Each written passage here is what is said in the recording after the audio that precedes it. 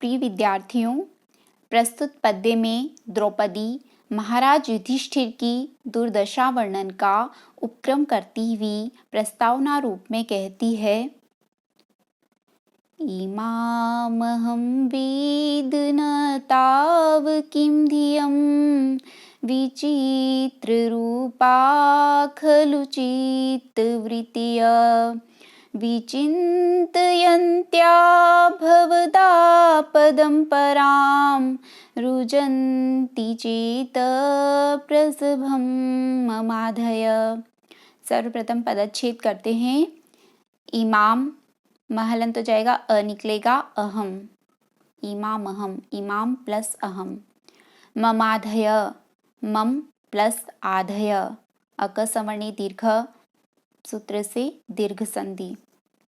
अन्वय है, अहम इमाम ताव किम धियम न वेद चित्तवृत्तयः विचित्ररूपाः खलु परां भवदापदं विचिन्तयन्त्याः मम चेतः आधय प्रसभं रुजन्ति।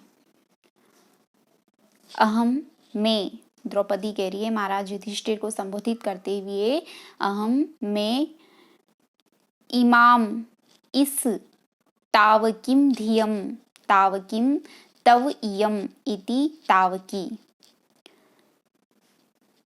तस्येदम सूत्र से युष्मद शब्द से अण प्रत्यय होकर और उसके बाद स्त्रीलिंग में तावकी शब्द बनता है। तावकी की द्वितीया का एक वचन है तावकिम। तावकी का अर्थ होता है तुम्हारी। यहाँ पर तावकिम धियम के विशेषण के रूप में आया है। धियम ध्यायति अनया इति धी, धी यानी बुद्धि। धी शब्द की द्वितीया का एक वचन है धियम, धी, धियो, धिय, धियम, इस तरह से रूप चलते हैं इसके। धियम का अर्थ है बुद्धि को। अहम मैं इमाम इस तावकिम धियम तुम्हारी बुद्धि को, आपकी बुद्धि को, न वेद न नहीं वेद विद ज्ञाने, इस अर्थ में ज्ञानार्थक विद धातु से लट लकार उत्तम पुरुष एक वचन का रूप है वेद। वेद का अर्थ होता है जानती हूँ। क्रियापद है यहाँ पर, अहम करता है, अहम सर्वनाम शब्द है जो द्रौपदी के लिए आया है। तो अहम मैं इमाम तावकीम धियम इस आपकी बुद्धि को न वेद नहीं जानती हूँ।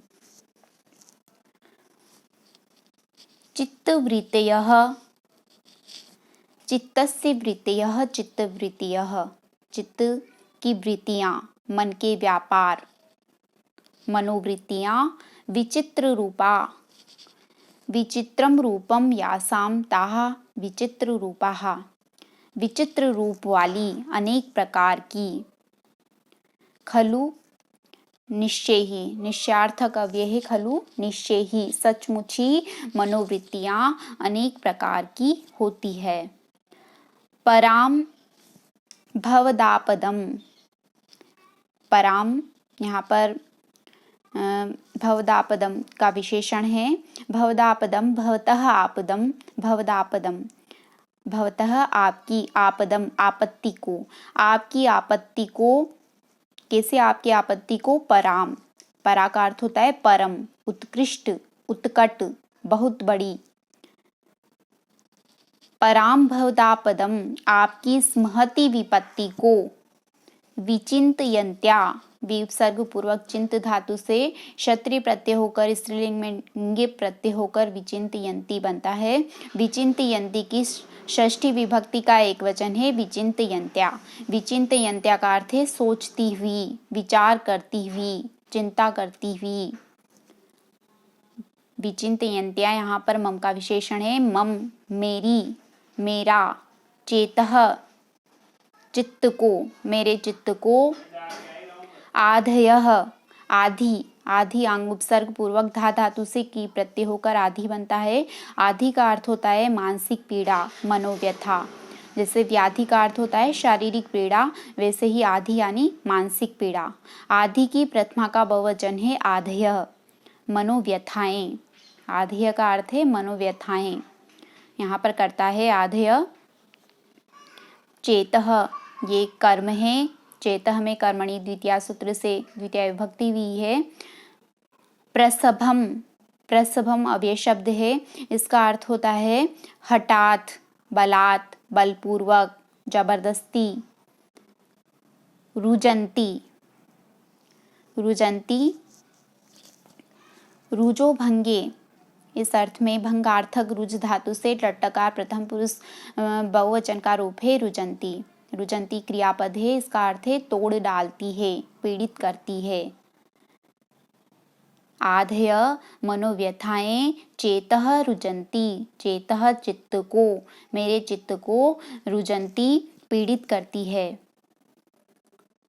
और मम का विशेषण है पराम भवदापदम विचिंतयन्त्या, आपकी इस अत्यधिक बड़ी आपत्ति को सोचते हुए मम चेतः मेरे चित्त को, आधेय मनोव्यथाएं प्रसभम रुजंती हठात पीड़ित करती है।